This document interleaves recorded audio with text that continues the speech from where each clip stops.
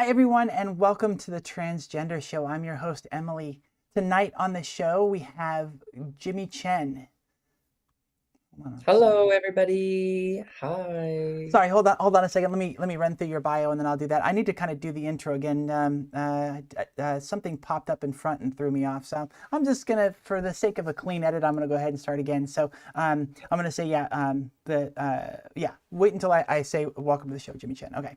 Okay. Take two, everybody.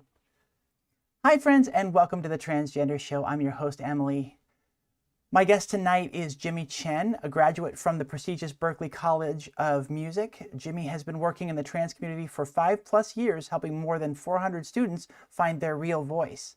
He worked for the leading trans voice school, Seattle Voice Lab, and developed his own technique called functional voice training, a therapeutic method using both scientific insights and practical exercises to achieve meaningful results. Everyone, welcome to the show, Jimmy Chen. Hello, everybody. Hi, guys. Thank you so much for having me, Emily. It is so wonderful to have you here, and show day is always a great day, and it's wonderful to have both you and our guests in chat along with us. Um, I'm having a hard time finding the top of this window. It when that thing popped up on me, it really moved some things around and messed me up. There we go. Okay. Again, as I was telling you before we went live, the joys of doing a live show, there's always bugs, always gremlins, always fun little things to work with. Um, let's go ahead and find the questions again. There we go. All right. We keep it loose around here. We have fun. We have fun. Yes. That's okay. I like it chill. Jumping into your story of your gender journey, how did you find a name that fit you? Uh, I think I just went by. Okay, well, talking about my name. Well, I go by. My pronouns are he, him. So, uh, I'm Chinese, and my Chinese name is Jungda. But growing up, my family members call me Jimmy. And I used to hate the name Jimmy because I just felt like it's so corny Okay. and it's like not masculine enough. And because growing up, I've always been very flamboyant. So the term Jimmy almost I almost associate that with like being super gay. And I used to kind of really resent that. Uh-huh. So, but growing up, I really started to embrace and being proud of my sexuality. So I love the name Jimmy because you really don't find that many Jimmys out there. Mm-hmm. Yeah. Well, let me ask you then, what is your gender identity? Growing up when I was really, really young, I definitely was exploring my gender identity for, I would say, between the age of maybe 5 to 10. I definitely wanted to be a woman. I really was fascinated by my mom's makeup. I remember I would wear the towel around my chest, kind of like just like the way my mom kind of did. And I would always want to wear her heels. I loved makeup. And I think interesting enough, when after teenage years, that kind of urgency almost kind of disappears. So I found that very fascinating. Who knows? Maybe one day it will come back. I've had many students who, they had their kind of realization of their gender identity very later on in their life too. So who knows? Gender is a spectrum. Hmm. So, what was it that led you to working with transgender people then? So, to be really quite honest, I really stumble upon this field. I graduated from Berklee College of Music as a singer, so I had a kind of short period of kind of performing around. I've released music albums before, so if you go on Spotify, just find Jimmy Chen. You can find my old music. And then at the same time, I was working as a vocal coach, helping singers develop their voices. And then at a certain point, I was just looking for jobs, and then I honestly randomly stumble upon a job post by Seattle Voice Lab, which is a leading gender affirming vocal school. And because I had a prestigious degree in voice, so I got accepted.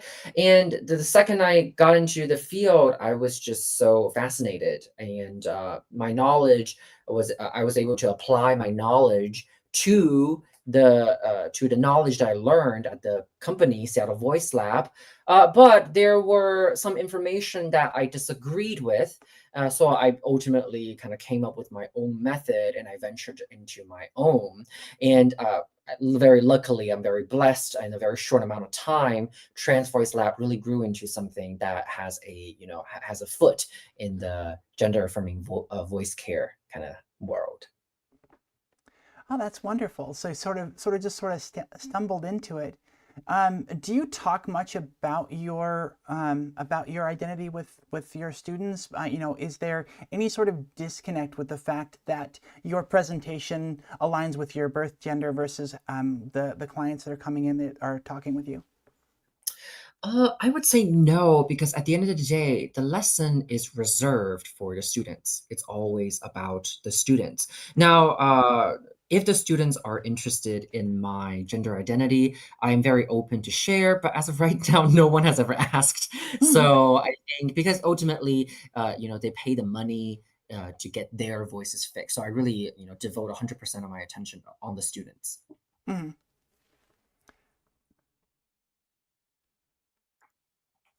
And how long have you been doing this work now? So as a vocal coach, I have been teaching for almost 10 years now, and as a gender affirming vocal coach, I have been teaching for more than 5 years. So I have worked with hundreds of students, helping them to achieve their voices. And I think that's one of the reasons why I am so confident in my methodology and approach.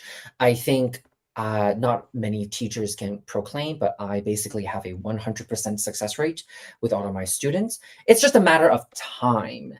And I would love to share what determines how long a student's vocal journey can be. Because at the beginning of each lesson, I always conduct a vocal analysis. And through this vocal analysis, I can basically kind of give an estimate for how long the students roughly would take in order to achieve the sound that they desire. Hmm.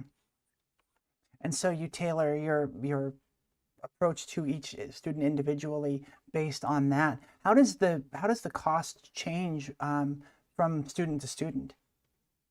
So the cost is the same for every student each lesson, and what differs is the how many times the students take the lessons. Now, there are some students who do need more lessons, and there are some students who need less. Now, what determines whether a students need more or less is the functionalities of the voice, which is the title of the methodology that I created, which is called functional vocal training or functional gender affirming vocal training. Uh, what I mean by function is, does the student possess the foundational functionalities in their voices?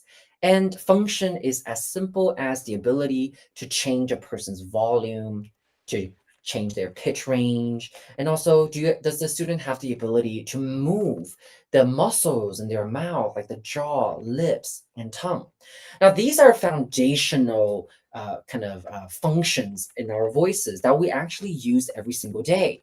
But you'll be very surprised. More than half of the students that I see every single day lack one or more than one functions in their voices. Now, if you don't have the function in the voice, then it's going to be impossible for you to perform the necessary function that can change the gender expressions of your voice. So that's why a lot of listeners may have been scrolling on TikTok or YouTube and watched a lot of different videos and tutorials about the voice. And they see the exercises and they try it. And it's like, no matter what they try, it just doesn't work.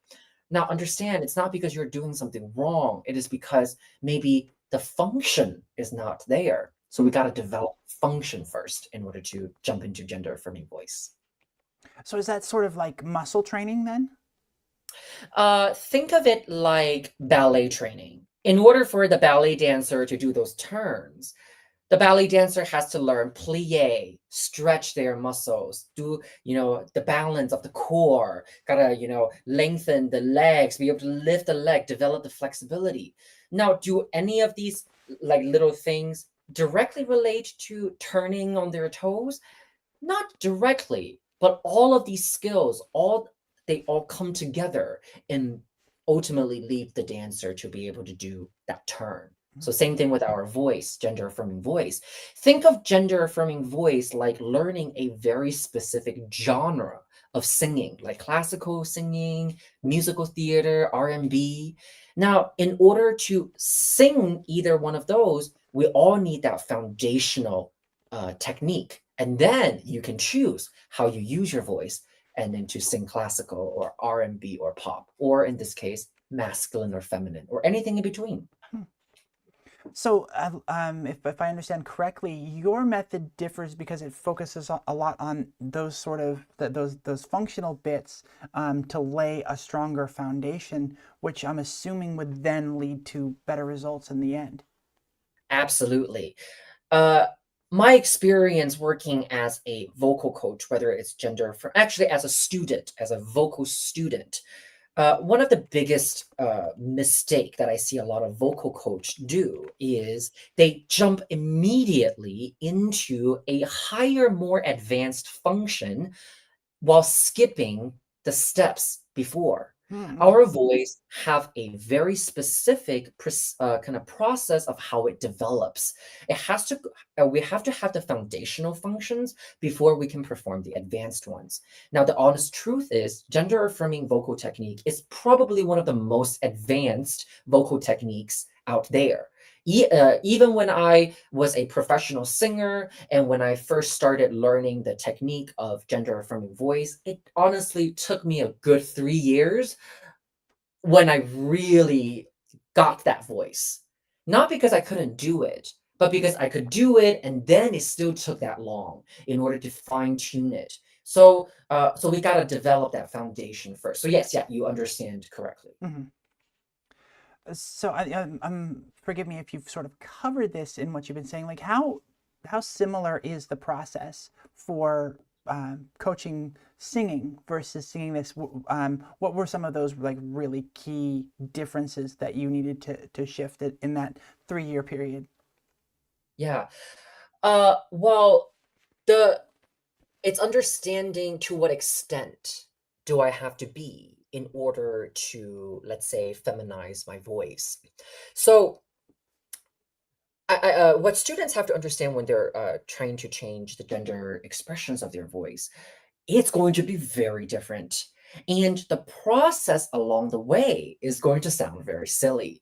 For example, if you want to feminize your voice, you have to learn how to brighten up your resonance. Now, to very simply kind of explain what that is, it's essentially resonance is essentially your pronunciation. Pronunciation is the way you are shaping and moving your mouth. When Mm, you open up your mouth like ah, eh, e, you're changing your pronunciation. And the fact that you can hear the different vowels that I'm producing is the fact that you're hearing the resonance changing. Resonance changing is what makes the vowel change. So essentially, if you want to feminize your voice, you want to shape the oral cavity in a way that creates a bright sound. And that sounds like this. Oh my God, that is so crazy. Notice how it's a very, very bright sound. Now, to simplify exactly how you achieve that, you can stick your tongue out and say, ah. Do you want to give it a try?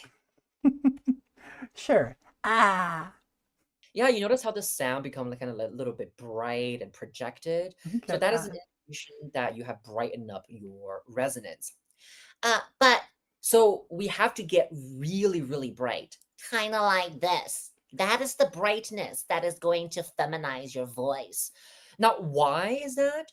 You can actually listen to female pro bodybuilders who, they take steroids and testosterone supplements to kind of enhance their body. And you will hear that their voice has this masculine low quality, but yet they had this very bright sound. That is because their resonance has not changed as a result of taking these supplements. Hmm. So that is how much you kind of have to go. So when I was first learning, I didn't understand how bright I need to get.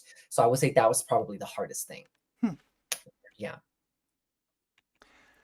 What are some of the key differences that you observe in working with trans women versus trans men? Are there, is there, are there any things that are fundamentally different in the approach there? No, it's exactly the same. And I think that is really what's so interesting about gender affirming vocal training. Because if you look at the vocal folds is inside our neck. If you compare a cis men's vocal folds versus a cis woman's vocal folds, it's very, very difficult for any person to be able to identify the difference or be able to identify a person's gender based on just looking at their vocal folds. So what this means is that the resulting sound is really more of a result of how we use the voice. So, a masculine voice and a feminine voice is basically different sides of the same coin. So, the training process is exactly the same. Now, I'm so glad you asked me this because when it comes to using our voice, this is how our voice work. Imagine this plastic straw. Imagine this is our vocal folds. Our vocal folds is once again in our neck. If you look at the vocal folds from top down, it looks like a V. When we make a sound, the V comes together and then it vibrates. Now, if we look at the vocal folds from the profile, it looks like this. So at the end of the vocal folds are two cartilages that stretches the vocal folds. The longer it stretches, the higher the pitch. So that means that Hmm. every single sound that we create is the result of these two cartilages pulling. Now, if one cartilage pulls a little bit more, we create what we commonly call as chest voice. If the other cartilage pulls a little bit more, we usually call it head voice. Hmm. So the term head voice and chest voice has nothing to do with your head or chest. It's two terms that literally mean nothing. It refers to this, to cartilages. Did you have a question? Yeah. Oh, Well, no, it seems kind of to jump into what we had talked about a little bit before the show started, which is common misconceptions that you face, and it sounds like that would be sort of a big one because then what it does for me is I'm trying to think of like, okay, I need to keep my voice up here in my head versus letting it drop down into my chest. That's sort of a thing. So I find that yeah. fascinating. What are some other key misconceptions that you run into that you have to get past before you can really start making good progress? Yeah, so another one is called placement. Placement is kind of similar to, it's kind of like the birth child of the term head voice and chest voice. It basically is like placing your sound forward, placing your sound backward, placing your sound in your chest, in your head, in your throat, in your, I've even heard more ridiculous, in between your eyebrows and your cheeks and your nose. Well, let's clarify. Sound is vibration. You can't even touch sound or contain sound in a little container. So how are you supposed to place it? So we can't. It's a idea that is so frequently used but has no actual factual truth to it. Now, this is really dangerous because actually many professional singers, even the best of the best, still use terminologies like this. I've heard Ariana Grande, one of the best singers in our generation, use term like placement. Now, what placement really is trying to say is resonance. So whenever teachers say place your sound forward, they're basically asking you to do a sound like this, that brighter sound. Now, when they want to do the backward, they're asking you to do a sound like this. You achieve that not by placing the sound forward or backward. You achieve that by changing the oral cavity, the space inside of your oral cavity. So yeah, so that's a really big one. Hmm. Yeah. I got more. If you do want me to go more, to do more misinformation, debunk them. Sure. Yeah. Well, one thing. So, I am very curious about the space, the resonance and the space inside your mouth. How are you affecting that? Is it just tongue work? The tongue is a major player when it comes to shaping the vowel. But really, it's every single muscle in your oral cavity. Oral cavity is basically starting from from your throat all the way ending at your lips. So it's every little interactions happening in the muscles. But the tongue really plays that major kind of thing to really help us understand how your tongue influence your resonance. We can do this exercise. So let's do it together. Let's open our mouth and our jaw wide. And then while keeping your jaw and lips open, I want you to say ah, eh. Basically the vowel ah and then eh. Let's give it a try, Emily. Okay. Ah, eh. Notice how you did not have to move your jaw and your lips, but yet you're able to produce the two vowels. Now, what did you do in order to produce two vowels? You moved your tongue. Mhm. Now, when we talk about the tongue, it's not the tongue here, although they definitely play a major role. When I'm talking about talking about tongue, I refer to tongue back here. The tongue goes from the tip all the way down right here into your neck. So whenever we're pronouncing, we want to move the root of our tongue. But for most of us, we develop a very specific habit of speaking where our root of the tongue kind of stay relatively stable. That means we all create our unique resonance. And that's why we all have our unique sound.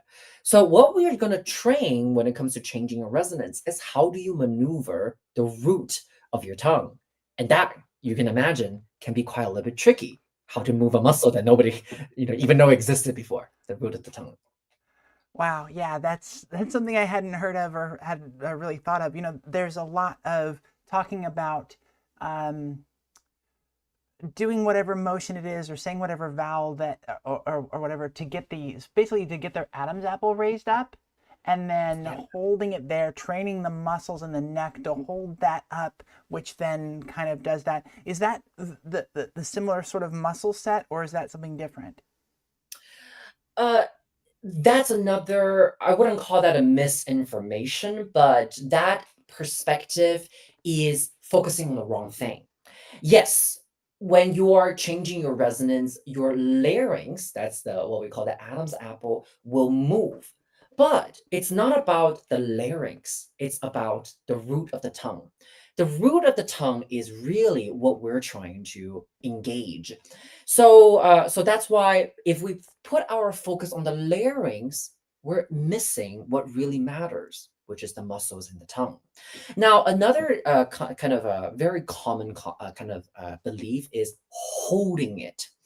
I don't like to think holding it because holding it can give the idea that it's stuck. When you're speaking, nothing is stuck. Mhm. I would rather frame it as moving your tongue in the way so that it's raised, and as a result, the larynx raise, and then so that when you're speaking, you're moving a tongue in a different way. I think that's a much better way to think about this. Yeah. Hmm.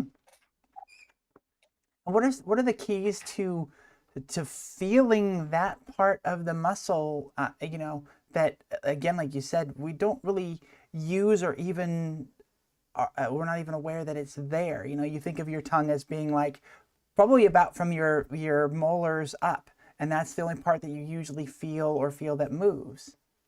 Yeah.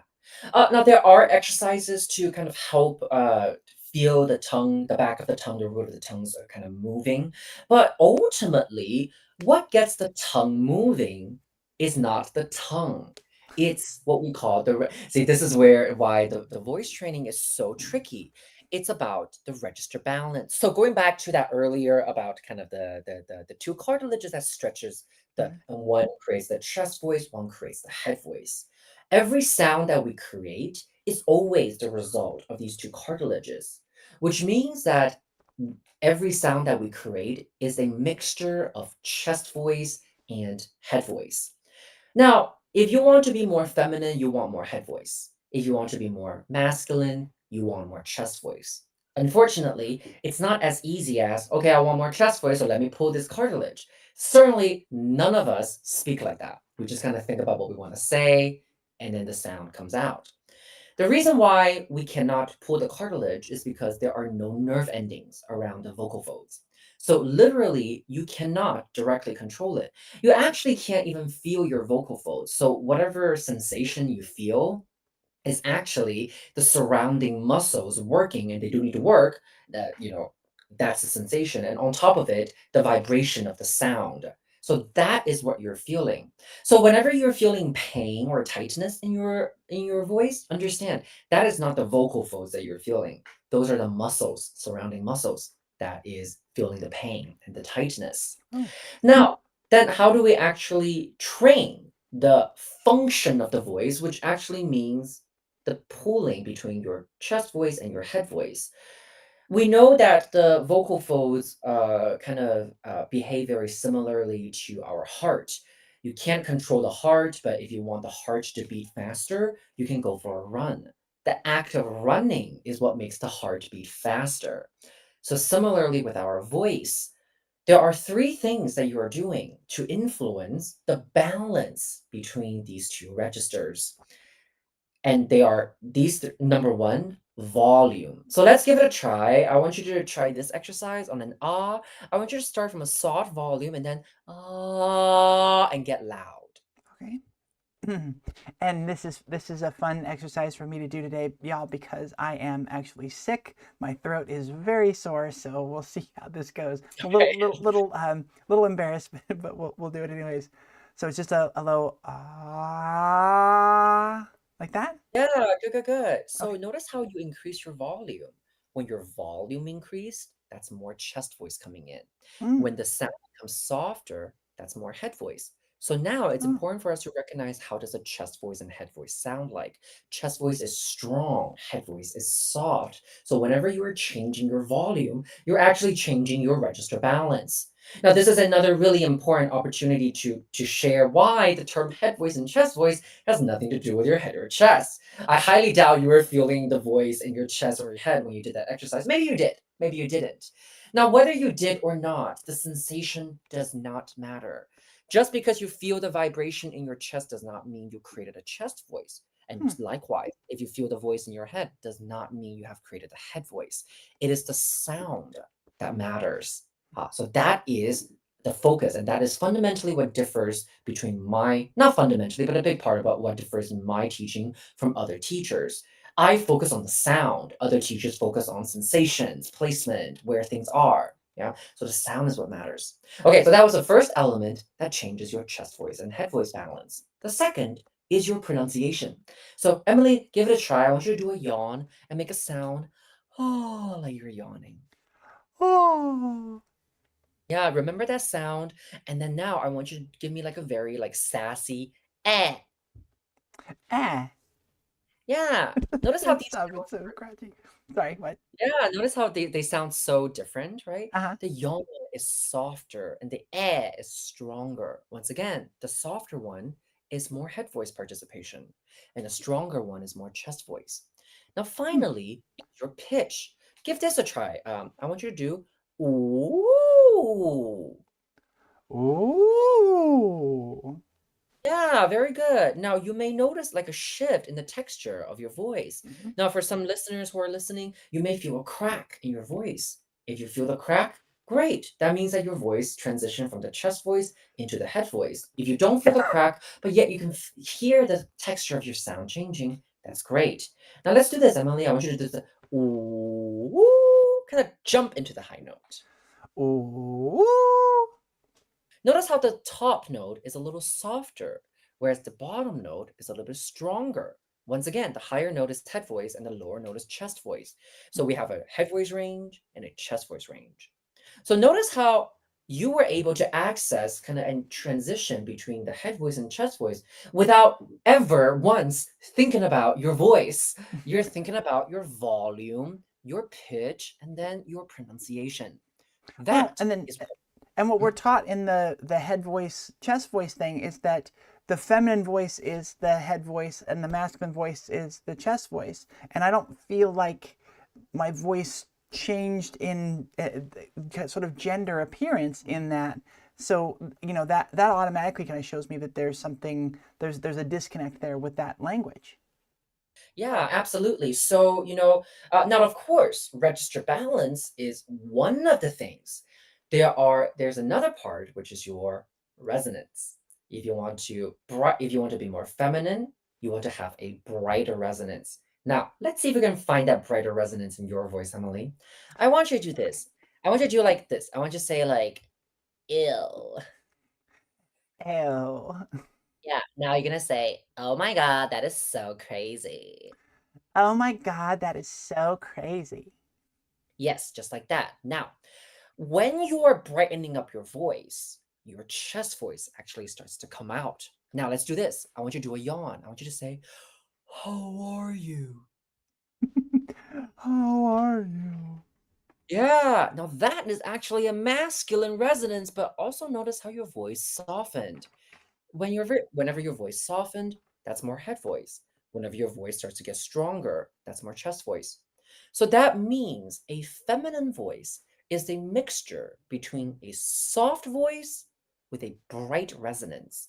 And a masculine sound is a combination of a darker, like a yawn resonance Mm-hmm. with a stronger chest voice. Now, if you are a smart listener, you may have noticed that there's a little bit of a contradiction going on. Because when you brighten up your voice gets stronger. That's more chest voice. So Yeah. how am I supposed to soften and get to that feminine voice? Now, likewise with the masculine voice, when you reach that masculine resonance, your voice instantaneously becomes softer. That is what makes gender affirming training very difficult. You're seemingly combining two contradictory elements together, but they're not contradictory. It's about having that advanced ability to have, for example, if you want to feminize your voice, you want a head voice dominant voice, but yet have enough chest voice in your voice so that your voice brighten enough. Likewise, with a masculine voice, you want to have a strong chest voice, but you want to have enough of a head voice participation, which kind of balances out that strong chest voice. So this really leads to that important part, the emotional aspect of vocal training. Because that means that when you are training your voice, despite whatever goal, whatever gender you're aiming for, the vocal training process always have to be whole. Meaning that even though your goal is to feminize your voice, you have to have access to your masculine voice.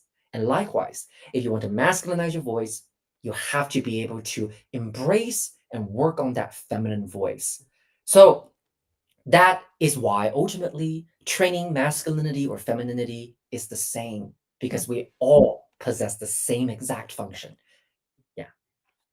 We talked a bit before the show, and it seemed like you were sort of going towards this for a second there. That in throughout my transition, there was a lot of fear. There was a lot of fear of permanent things, and I talked about how I've been through my transition. I've been doing this for about 8 years now at various stages, and I have never sought out voice training.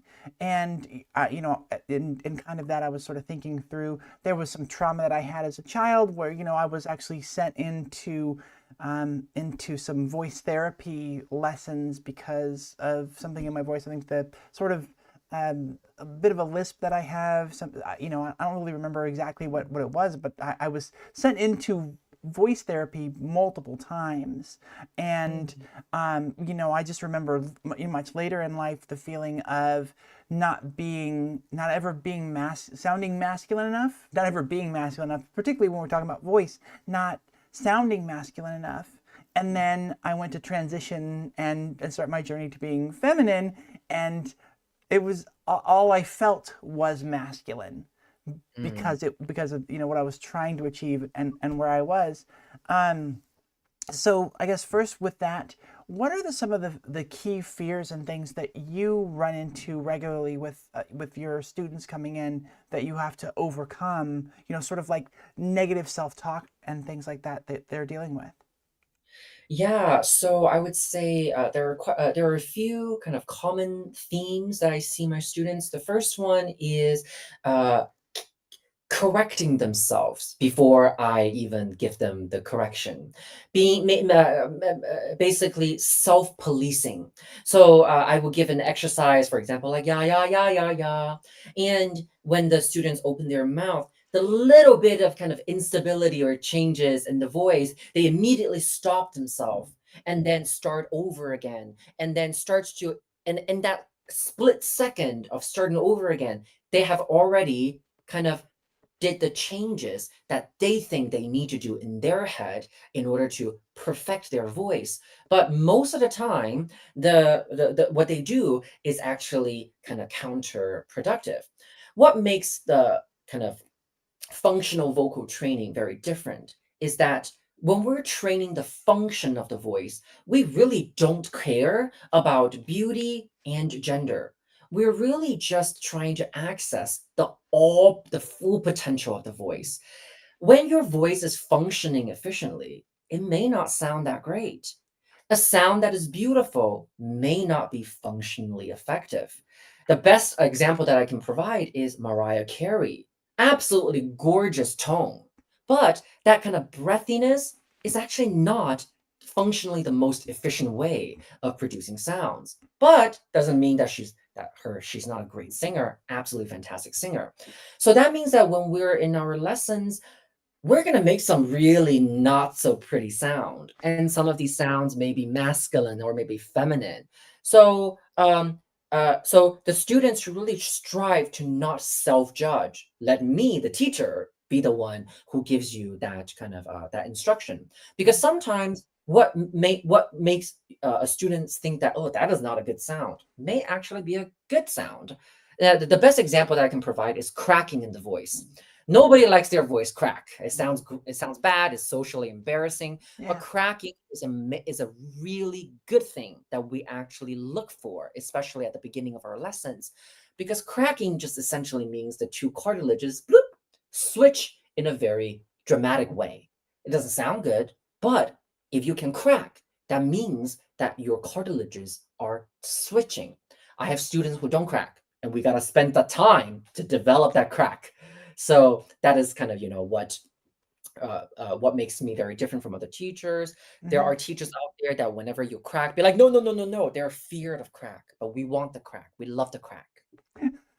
Well, and that's so fascinating that, and that could be one of the things that sort of has held me back. That knowledge, that sort of feeling that like I'm gonna have to do some things that are uncomfortable and make some sounds that I'm not gonna like, that aren't gonna sound perfect, that aren't gonna sound right. I don't think that my voice, I don't particularly love my voice, but you know that there's that sort of like, well, it's going to be really uncomfortable and I'm not going to like the way some of the sounds are. And I think also a big key is that sort of, like you were saying, that sort of self-policing, that feeling coming in that I'm not good enough or I can't do this.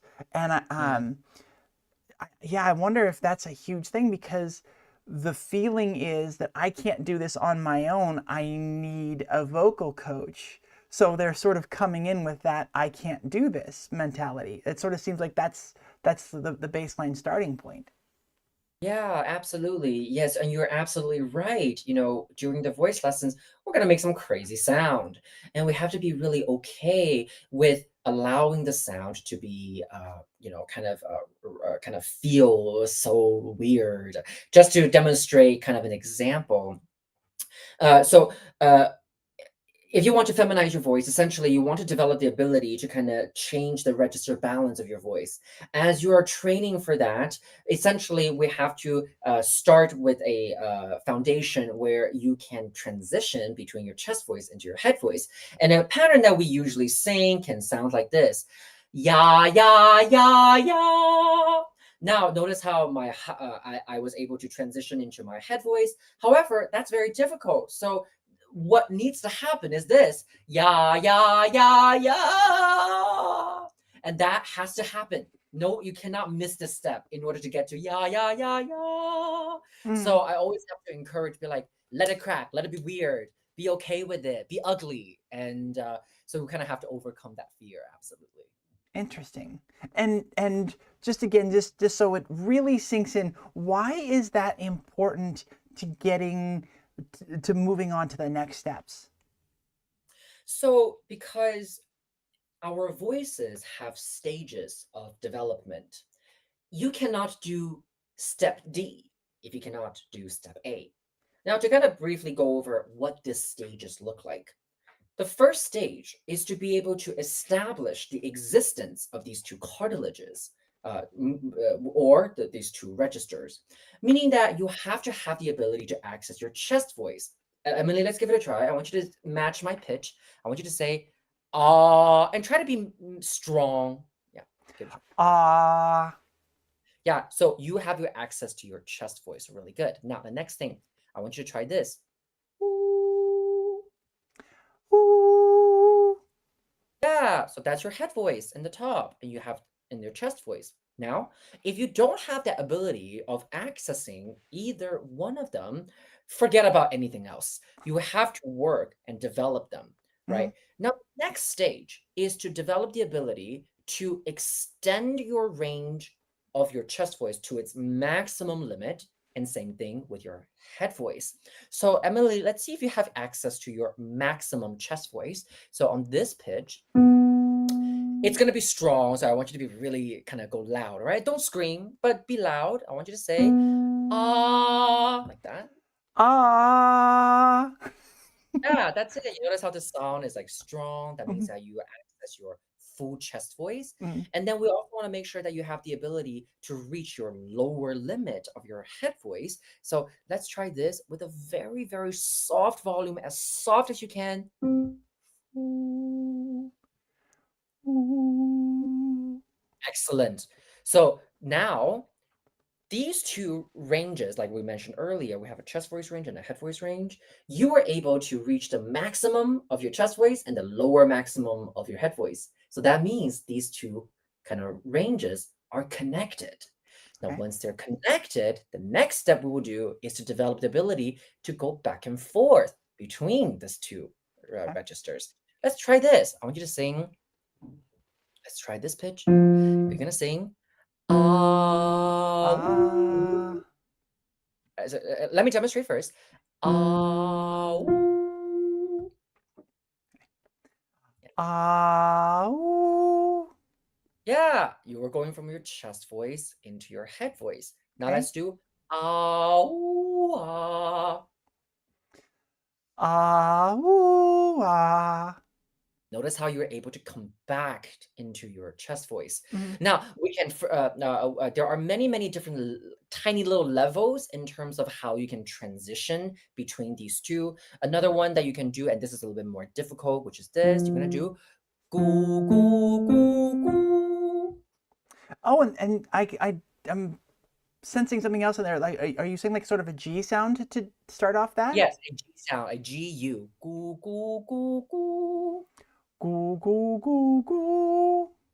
Beautiful. Notice how your voice is transitioning. Now, this is harder because the notes are closer. When the notes are closer, it becomes harder and harder to transition Mhm. because your voice wants to do the same thing. It doesn't want to have that flexibility. Well, and I can kind of hear or sense that, that struggle point between a couple of the notes where it's just like it doesn't quite crack, but it sort of starts to at one, at the end of one, and at the start of the other one. And so it's Absolutely, yeah. Absolutely. And that is that transitioning point that we have to work on. We mm, have to skillfully be able to navigate it so that we can clearly decipher what is the register balance. Okay, so after we work on that, and this level can get really intricate and more advanced. But let's say after you have developed the ability to go and between these two registers very easily. Now, the next stage, which is the kind of the which is to be able to kind of start mixing them together. Now, this is definitely a very advanced stage, so let's just give it a try, and it's gonna sound crazy. This is the part where it's gonna go, "Oh, okay." This is where So we get embarrassing, folks. Okay, cool. yeah, absolutely. So thank you for being the guinea pig, Emily. Yeah. So now we're gonna do this. It's the same pattern that you did earlier, but you're gonna sing it on a ga, a G-A. But this time, I want you to be strong all the way through, like this. Ga, ga, ga, ga, and get strong. Okay. Ga, ga, ga, ga. Yeah, notice how it's a little bit kind of difficult because on the higher note, it requires a much more skillful balance between the two. So this is the part where really we're fusing the two registers together. So they're not so either or anymore. It's about connecting.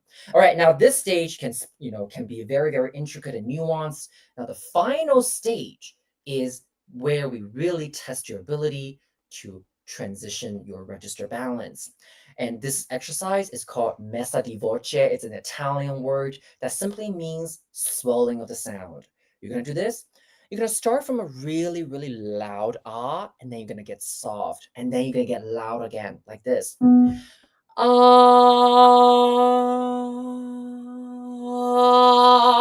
Let me try.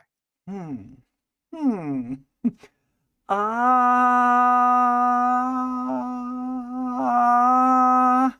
That Yeah, you is notice how very awkward. Yeah, absolutely. And you notice how your voice sometimes crack a little bit, it's a little Uh-huh. unstable. Those are all really good because that is indication that your register balance is bloop, bloop, bloop, changing, changing, changing. Now, it's just changing in a way that is maybe a little bit kind of sudden, Uh, then that is okay. So ultimately, singers go through years of training to develop the ability to swell their voices on any given pitch in their range. And that is the definition of a fully developed function of your voice. If you can do this, gender affirming voice is just a matter of choice of what you do with your voice, not a matter of can I do it or not. Okay, and then what are the key what are the key points behind that? Once you've got the control of your voice, then where do you start to find the voice, the pitch, all of those other sort of things that become a feminine voice or a masculine voice that you envision in your mind that you want to present? Yeah, then it's really about playing with the degree of the elements. So, for example, if you want to feminize your voice, what you can do is this. You can establish a bright resonance and have that stabilized. Then you play around with the register balance, meaning the softness and the strength of your voice. So let me demonstrate. I'm going to start with a very, very bright resonance, which is feminine, and my voice is going to be very strong. That means there's a lot of chest voice dominance. And now I'm going to start maintaining the brightness while softening my voice. And I'm going to just gonna play around with it. How soft can I get?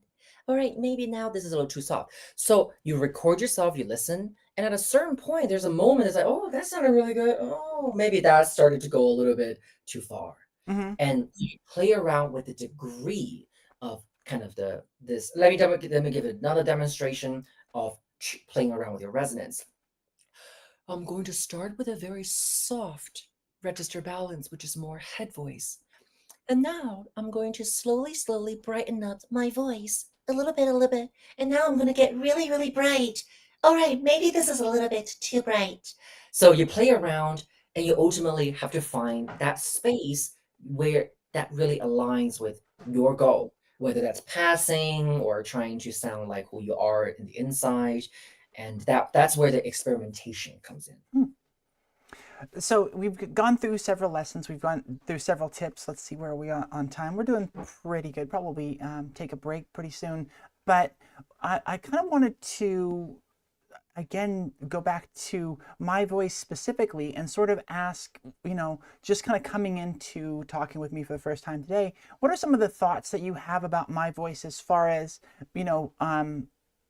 my goal of having a passing feminine voice, and sort of what are some of the things that you see right off the top, I think that could really kind of help people see, a direct example and kind of, what your thoughts are and where you would start focusing. Yeah. So if I have to use a ratings like a points to kind of evaluate where your voice is at on the gender spectrum, if we say, let's say 0 is very masculine, 50% is like androgyny, 100% is like super hyper femininity, like Hmm. the Regina George of the world. Uh, you are hovering between 50% and 80%. So meaning that, and then you spend 60% of your time in that 80% area. So I would actually say that you possess quite a feminine voice. So when Okay. we were talking before the show started, you mentioned that people say that you have a very passing voice. I agree with them. You do. Now, however, there are occasions where your voice starts to drift into the androgynous. Your voice very seldomly dip below the androgyny. So that's just something that you should feel very happy. Now, the only thing that is making you go past that androgyny kind of territory is your resonance. So, for example, can you say this? Can you? And I want you to intentionally make it a little bit more quote unquote masculine, so we can prove a point here. I Okay. want you to say like ho ho ho. Ho ho ho. Yes. So when you do that, notice how it's very masculine. Yeah. What makes it very masculine is because your resonance, the pronunciation of a ho, essentially let the tongue drops down. When your root of the tongue starts to drop down, your larynx, imagine my wrist is the larynx, it also bloop, drop down. Now let's try this. Can you say ew? Ew. Yeah, your tongue is very at a very different kind of place compared to the whole. Certainly, Hmm. the shape of your mouth is very different.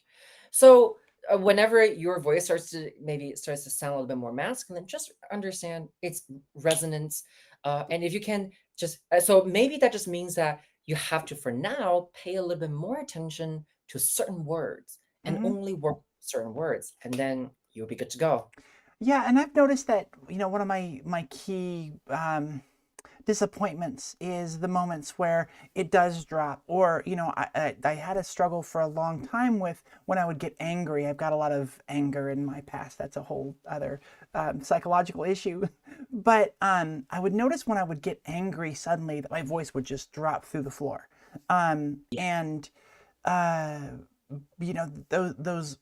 those moments, especially in just normal conversation where it does drop and there are certain things, and I start to feel that kind of more masculine register coming through, then it can be really disappointing and disheartening. And why I think that's a lot of the reason why I can look at it and go like, well, my voice isn't feminine enough because it doesn't stay there well enough. Like it's sort of got to be more of a conscious effort sometimes than other times. And I just wanted to kind of get your feedback on that thought process. Absolutely. You know, I actually spent a good amount of kind of the chapters in my book, Owning Your Voice, addressing the emotional influence on and how emotions can influence our voices. Our voices are, oh, at the end of the day, an expression. Expression serves the purpose of letting other people know who we are, our personality characteristics, how we feel, our gender identity. And when we're angry, what is the gender that we associate with anger? Well, maybe a little bit more of the macho masculine, oh, ho, ho, right? Now, how about what do we associate with being excited, being expressive, being like, oh my God, that is so amazing. I'm so happy. That is a more of a feminine kind of a character in our voices. So, um, so that means that when we are at the beginning of training our voices, there is almost a little bit of kind of reconfiguring how do we express our emotions through our voices. And that period of like kind of reconfiguring is very uncomfortable. It's almost as if you'll kind of have to change who you are a little bit. Let me share with you one of, I think, a very common kind of theme that I hear, especially in students who try to feminize your voices. Uh, in order to feminize your voice, there's also inflection. Inflection is kind of how your tone kind of shift and vary. A Yeah. feminine speakers have a wider pitch variation. The variations goes up and down. And of course, right now I'm being a little bit more dramatic, only for demonstration purposes. So during lessons, I would, kind of ask my students, all right, now I want you to really exaggerate and be a little bit silly with that pitch variation. Mm. Quite a lot of students say, I do not feel comfortable doing that. That, that makes me feel really fake. That makes me feel like I'm acting.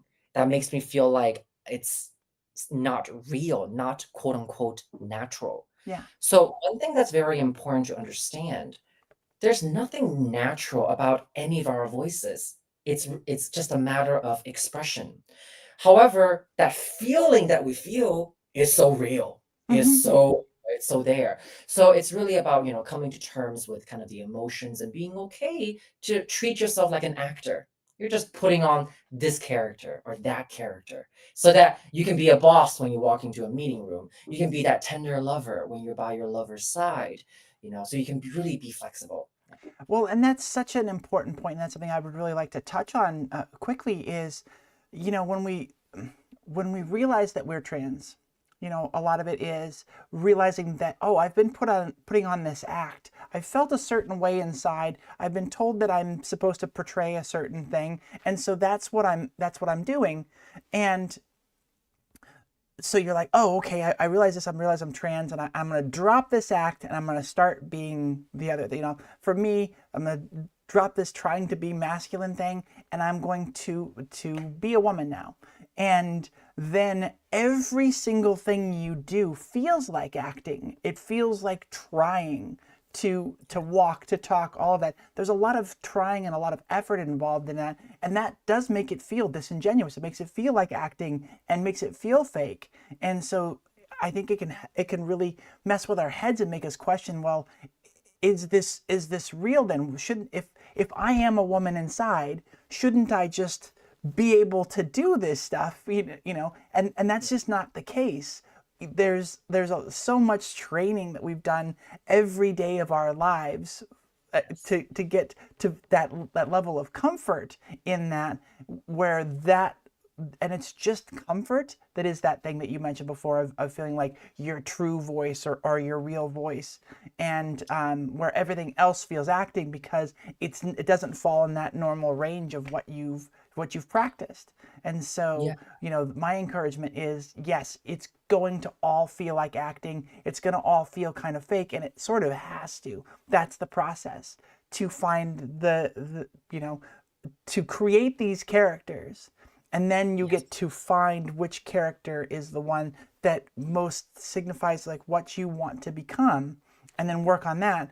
And the more you work on and practice it, the more that does start to become familiar and start to feel normal. Yeah, yeah, absolutely. And I think, it's it's kind of sad that our world is so binary. It's Mhm. this or this. You have to be this or that. Anything in between, you're considered as weird or whatever. You're a freak. And I wish that, it's so much more flexible so that throughout this journey of self-exploration, it doesn't feel like, oh, I'm either this or kind of either that. And I think that really is ultimately kind of the biggest benefit of working with a vocal coach, someone who have the experience, who dedicated their personal kind of time into developing ability to go from super masculine into like super feminine or anything in between, and to kind of guide through that emotional process, because it certainly can be a very, very emotional journey. Yeah. And I really like how you kind of progressed through our interview tonight, where when you were starting, like the bright feminine voice was sort of exaggerated and kind of cartoony and didn't sound very very real. And then with adjusting the amount of volume and the strength you put behind it, you were able to kind of land on one that actually does sound really feminine. And it's been kind of interesting to kind of see that and understand a little bit more about the different components that create that feminine sound, and the different things that are around that will push it up into that sounding. I think a lot of trans girls early on do push into that and get the sort of Mickey Mouse kind of sounding voice versus finding something that is a little bit more natural. So just before we take a break, what is some comments you have that about that feeling of you're doing the things that you think you're supposed to be doing to feminize your voice, and it's sounding wrong. It's sounding sort of like that Mickey Mouse thing. But what sort of encouragement do you have to like keep with that, and you will find, with some revision, you'll find the real voice. Yeah, I would say that, I applaud all those people who have been working on their voices. And even though knowing that their voices maybe don't sound quote unquote passing, or, maybe sounding a little kind of little off, if that's the right way to describe it. I applaud you guys, because you guys have the courage to just be like, I'm just going to put my voice out there. That is absolutely the right approach. But we still have to continue to refine it and find that balance. And that balance, I really have to say, it is very, very difficult to find. It really, it really does take a lot of experimentation, and everybody is different. So keep at it, keep working on it. You will get there. And of course, if you feel like something is not right, you can get my book, Owning Your Voice, to make sure that your understanding of the voice is actually, correct, and you're not confused by any misinformation that you might have learned from some online influencers or some vocal coaches out there. Wonderful. Well, thank you for that. Let's go ahead and take our break, and when we come back, we will, we'll dive more into some of the other aspects of this. I know that you are you're pretty successful on social media, as you said, expanding Trans Voice Lab, and I want to talk a little bit about that and some other things around this. Definitely want to cover the book as well in more depth. So, y'all, we'll be back in a couple minutes. See ya. What advice do you have to pass on to young or closeted trans people out there? And this is probably cliche to death, but I have to say that you have to do what's right for you at a time that's right for you. No one else can make that decision for you, and no one else can push you into something that you're not ready for. You can't live your life to make everyone else happy all the time, because if you try and do that, you're going to fail. You're never going to make everyone happy. I think getting a support network and at least telling a few close friends is huge. It's so huge, because those feelings of being alone and not being seen be really devastating. Having the support of a couple of really close friends or family members or whoever you trust is just absolutely huge. Just find anybody to talk to that you can about this. If you feel like you're trans or you might be trans, or just find somebody you can confide in. Having a group of friends, no matter how small, or somebody that can back you up and lift you up during it will mean the world. Because at first, everybody is scared. The more you go out, the more you build your confidence in yourself, the less it'll affect you. Everybody feels it and will continue to feel it. And it's just whether or not you let it overtake you and control you, or you let it go past. Almost every relationship has grown deeper as a result of sharing this deeper part of myself. So I think there's something to finding your community to get to expand with and reinforce, but I think it then amplifies into almost every other relationship you can have. I think that there's a struggle to transition the right way. Everyone's going to transition on a different timeline, in different order of operations, and as long as it happens how they want it to happen, that's a valid transition, and not transition is valid. I do struggle with this.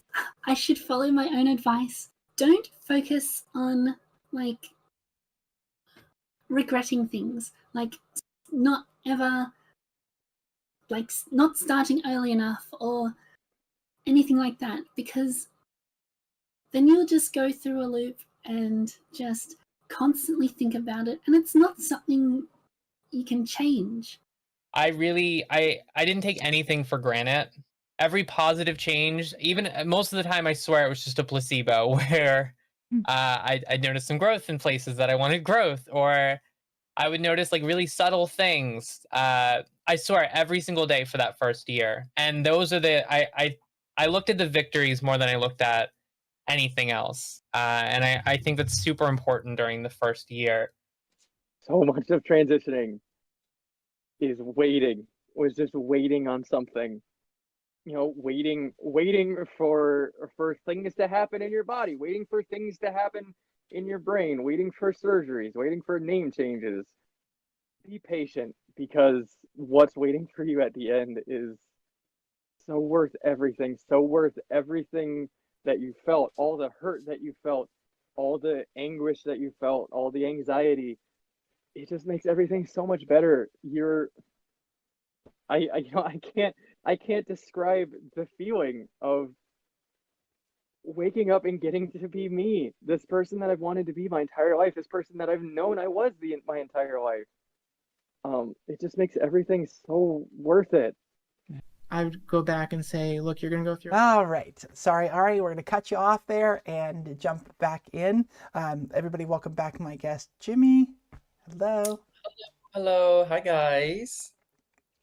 All right. So before the break, you had talked a little bit about the book while we were out kind of stretching and all of that. I thought there's something kind of fun and not ironic, but I don't know what the word is, about talking about sound in a book.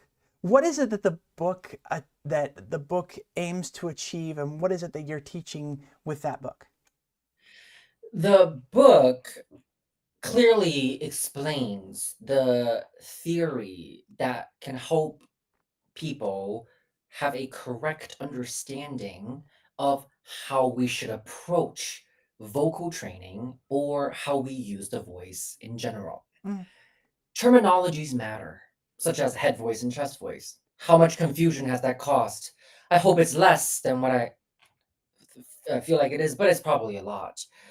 So by addressing what head voice and chest voice actually is, we can finally understand that we cannot directly control our voice. By understanding that you cannot directly control our voice, we can then understand that every sound that we create is the result of something else that we're doing. This concept is fundamental to voice training. Unless we can recognize that we cannot control the voice, any sort of training will be futile. Any attempt to directly control the behavior of the vocal folds is not going to work. It just simply does not work that way. So the book explains how do we actually train the voice, and then it clearly it explains what makes a person sound masculine, feminine. It has exercises that students can do to begin kind of practicing and developing the function between chest voice and head voice. It also addresses, dysphoria, some commonly encountered questions. Now you may ask, can I really achieve that gender affirming voice through a book? The answer is yes or no. Yes, meaning that if you have already possessed a function, then you can do the exercises in this book that is going to help you ultimately achieve that sound. But if you don't have the function, after reading this book, you're gonna have a better understanding of where your voice currently stands. And ultimately, you will be able to know what information that you read online is correct and what information you read online is incorrect, so that you can hopefully find the correct teacher that can help you achieve the sound. I cannot tell you how many students I get that have worked with other vocal coaches and feel so frustrated because you're like, I just simply don't get it. I don't get what they mean by putting sound in your cheeks. I don't know what they mean by ground your sound. I don't know what they mean by support or breath control or placement. By the way, all of these are just BS terminologies that I don't use at all in my book. So it's really about addressing and having a correct understanding of the voice. That sounds very, very foundational and important. I love that. What was it that was there something specific in your practice and in your work that drove you towards writing a book that like, okay, we need something that'll accomplish these things? I think fundamentally I'm very disappointed with vocal pedagogy in general. I go on TikTok, I go on YouTube, almost every single kind of videos that I see have information that is misleading, that is confusing, that does not actually address what actually happens in the voice. And I have a decent following on social media. I have almost 100K across all my platform. I have been promoting my book. I'm very lucky. It's got viral quite a few times. And when you start getting viral, there are going to be haters. And there are a lot of haters, whether it's hating on my looks or whatever, my teaching or whatever. I'm okay with that. They don't trigger me.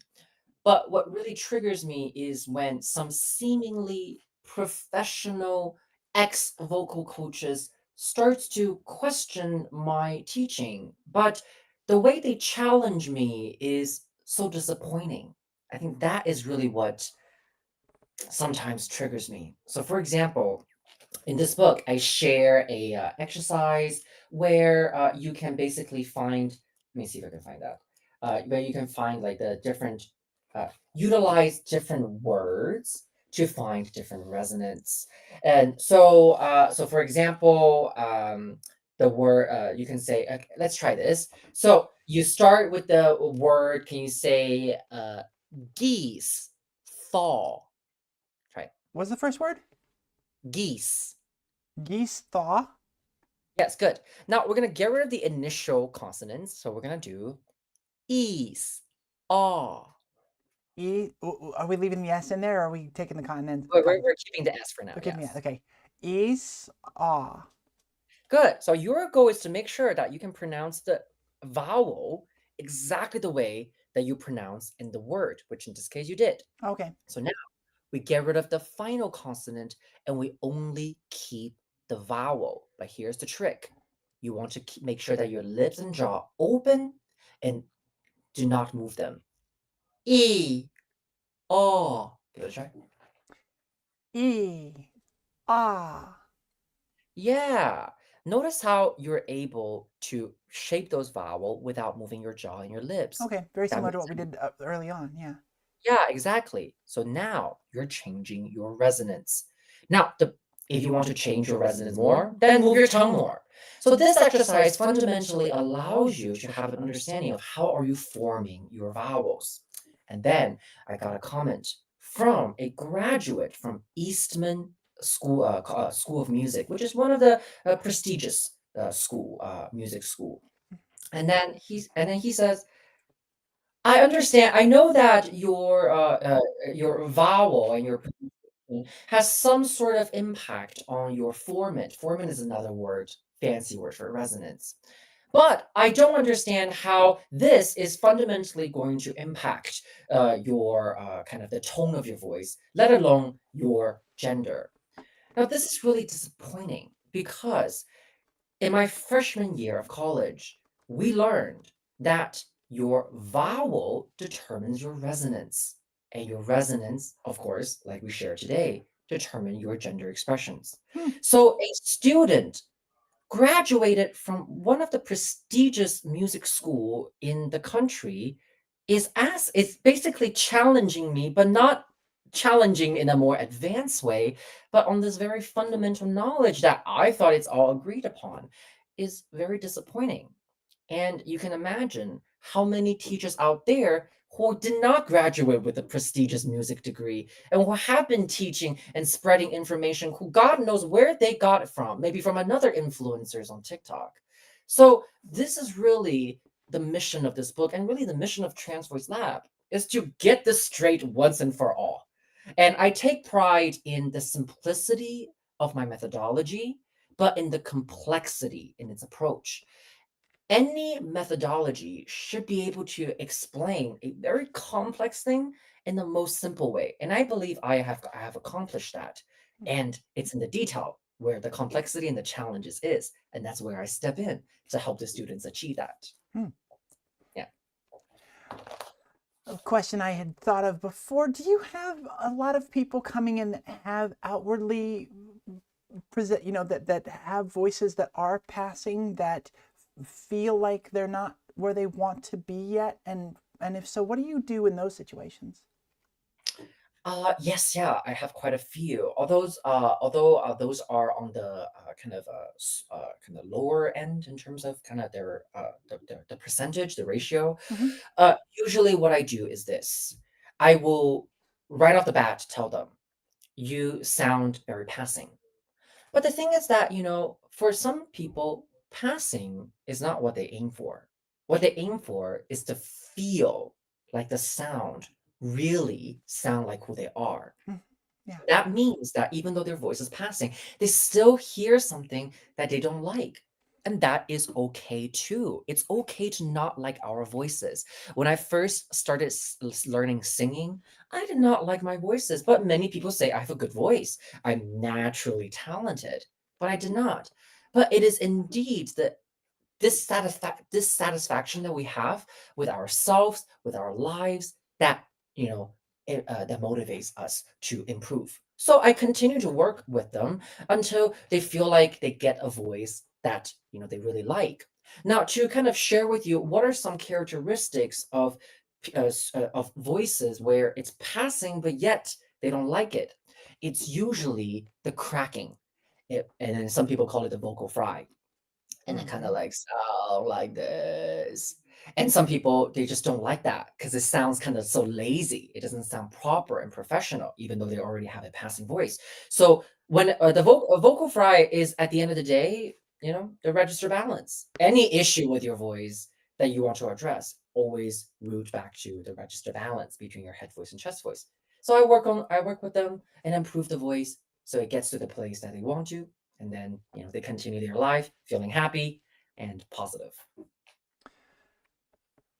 What are some of the more dramatic results you've had? What are some of the success stories that you're proud of, or things that you've gotten out of particular student interactions that you enjoy?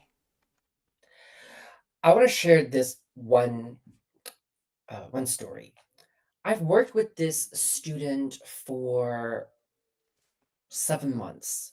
7 months is in the kind of the mid-range of how long. I have students who achieve a voice in like 3 months.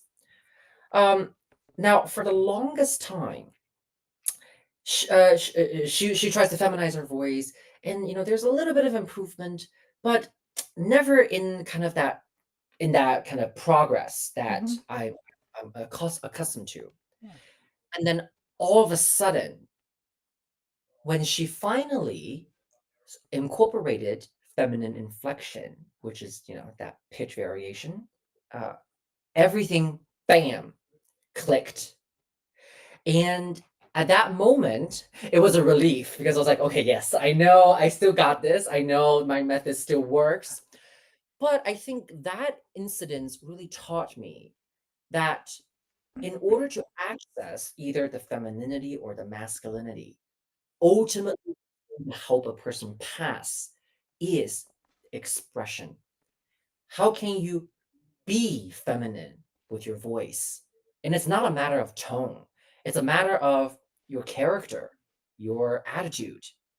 Are you more of a sexy type of inflection, more feminine inflection? Or are you more of a bossy type of a feminine inflection? Or are you more of a masculine? What type of character is it that you want to express? And if you unlock that, the technique will follow. That makes a lot of sense. That yeah, pardon the pun, but that resonates really well. Yes. Oh, so you know what? Going back to your voice, Okay. what makes your voice possess a feminine quality is indeed your inflection. It will have to be very, very kind of objective. Your your voice, your register balance kind of possess a lower pitch range, but that does not make you sound more. Are you okay? Um, yeah, I've been muting my mic so they don't know that I'm having a coughing fit and I'm dying here. But I'm going to survive it. Just keep trying to go, move Okay, on, all right. and I'll stay muted and trying to get through this. Yeah. In fact, I feel like Emily, your voice is the perfect example of how your inflection is so much more important than the tone of your voice. Because the tone of your voice actually is that lower end. Maybe some people may even describe it as on the it's kind of the voice that Oprah and Rihanna has. They have low end, but yet they're undeniably feminine. It is because their inflection, and of course the resonance a little bit too, which you possess. That is why you possess a passing voice. But I think this is also very interesting to address. Maybe sometimes you feel like your voice is not feminine enough. It's Mhm. because you do hear that lower voice, which is if you just isolate it, yes, that is going to be on the more masculine end, but you're undeniably feminine because once again, it's your inflection. So, Okay. so many students focus so only on the tone of their voice and completely disregard the inflection. But the inflection is truly what makes us masculine or feminine. Yeah, so I encourage students to really explore that. Mhm. Well, that makes sense why with your story of the person where like the progress wasn't there until they started playing with the inflection. Yeah. They sort of weren't making that progress, and that makes a lot of sense. That's great. Um, how difficult is this work on your end? Does it bring any kind of emotional toll as you're working with people who are struggling with these sort of identity issues and frustrations with lack of progress? Uh, I would say I really only was having a very tough time emotionally was when I was working for other companies. I was teaching under their methodologies, which I have to respect because I'm working for them. But I had huge disagreements with their approach, and I fundamentally do not. I fundamentally disagree with the approach. But yet I'm working for other people, so I have to follow. The second I started working for myself, it was a breeze, uh, because the methodology work, and when it works, students have a smile on their face because every single lesson they're able to do a little bit more that things that with their voice that they could not do before. And as long as the student persists, they will ultimately always reach that final end, the end result. And progress is really what makes us happy.